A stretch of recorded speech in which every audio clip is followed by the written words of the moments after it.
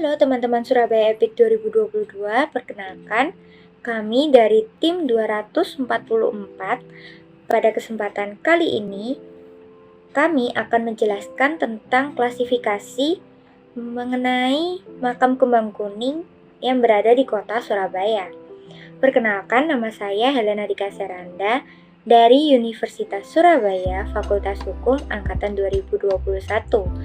Pada kesempatan kali ini, saya ditemani oleh beberapa teman saya yang bernama Wahyu Pramuditya dari Universitas Surabaya Angkatan 2021, Nathanael Kalatse dari Universitas Ciputra Angkatan 2021, dan Nicholas Nathanael dari Universitas Kristen Petra Angkatan 2021.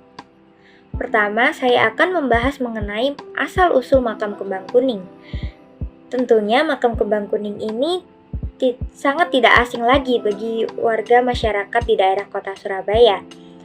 Ya, secara konon kompleks pemakaman kembang kuning ini telah berdiri pada awal abad ke-20 dan telah ada sejak zaman kolonial Belanda pada tahun 1917, yang dimana kompleks makam ini hanya diperuntukkan bagi warga negara Belanda termasuk Eropa. Makam kembang kuning ini masih difungsikan keberadaannya sampai saat ini dan berkembang menjadi makam bagi masyarakat pemeluk agama Kristen dan Katolik dengan diberi pagar sebagai pembatasnya. Kompleks makam kembang kuning ini terletak di kota Surabaya, tepatnya di Jalan Kembang Kuning, Kecamatan Sawahan, Kota Surabaya, Provinsi Jawa Timur.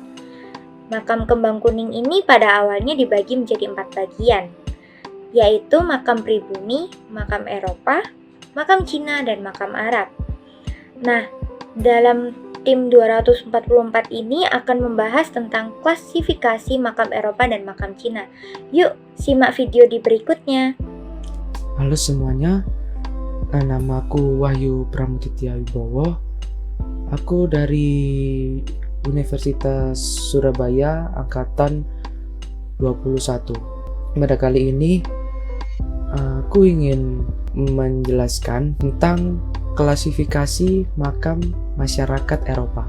Makam masyarakat Eropa bertempatan di sekitar gereja yang dimana makam ini berada di pemukiman orang-orang Eropa di daerah Kerembangan. Makam ini berada di halaman gereja yang dimana makam ini dinaungi oleh pohon-pohon beringin yang cukup besar. Tetapi seiring berjalannya waktu, makam yang bertempatan di daerah pemukiman ini menimbulkan beberapa masalah, yang dimana masalah ini berkaitan dengan kondisi kesehatan dan sanitasi di wilayah tersebut. Lalu pada tahun 1793 dibuatkanlah makam baru yang sebelumnya berdekatan dengan gereja menjadi terpisah dengan gereja. Makam tersebut sekarang berlokasi di kawasan Kerembangan. Halo semua, nama saya Nathanael dari Universitas Ciputra, jurusan VCD Angkatan 21. Jadi pada kesempatan kali ini saya akan menjelaskan lebih rinci tentang klasifikasi makam masyarakat Eropa. Jadi pada bulan Agustus 1847, makam Peneleh resmi dibuka. Makam ini merupakan makam yang diperuntukkan bagi orang Eropa yang beragama Protestan, Katolik Roma, dan juga Yahudi. Pemanfaatan lahan makam di Peneleh diperkirakan sekitar 70 tahun, dan luas dari makam Eropa di Peneleh ini kurang lebih 52.000 meter persegi. Lalu pada tahun 1914, pemerintah kota mulai mempersiapkan makam umum bagi orang Eropa seiring dengan semakin kurangnya lahan makam di Peneleh. Makam baru ini berlokasi di daerah Kembang Kuning yang berada di perbukitan sebelah barat daya kota Surabaya. Jadi sekian dari penjelasan tentang klasifikasi makam masyarakat Eropa ini. Untuk part selanjutnya bisa dilanjutkan oleh partner saya. Terima kasih. Selanjutnya, saya akan membahas mengenai klasifikasi makam masyarakat Tionghoa atau Cina. Makam dari masyarakat Tionghoa atau Cina ini disebut dengan Bongpai. yang dimana kompleks makam ini berada di wilayah yang luas dengan banyak gundukan tanah. Namun besar kecilnya suatu makam ini dari orang yang meninggal ini dapat menjadi simbol status dari orang yang meninggal tersebut bagi masyarakat Tionghoa atau Cina. Selain bentuk makam masyarakat Tionghoa atau Cina ini, tentunya keberadaan makam dalam masyarakat Tionghoa atau Cina terhadap leluhurnya merupakan sebuah perhatian orang-orang Tionghoa atau Cina terhadap makam yang dimana menjadi wujud pemujaan terhadap nenek moyang yang paling esensial. Halo semuanya, perkenalkan nama saya Nicholas Nathanael Sohendar. Saya adalah mahasiswa Universitas Kristen Petra Angkatan 2021.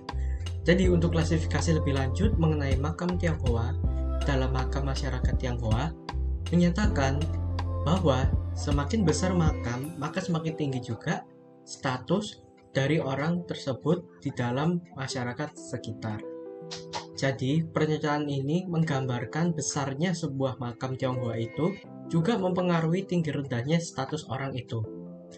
Apabila makamnya kecil, maka statusnya pun rendah.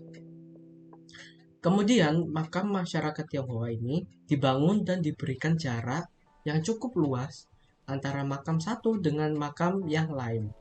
Dengan begitu, para pengunjung dapat melintasi makam ini dengan mudah dan juga nyaman. Sekian video penjelasan kami mengenai klasifikasi makam kembang kuning. Terima kasih sudah menonton dan sampai jumpa.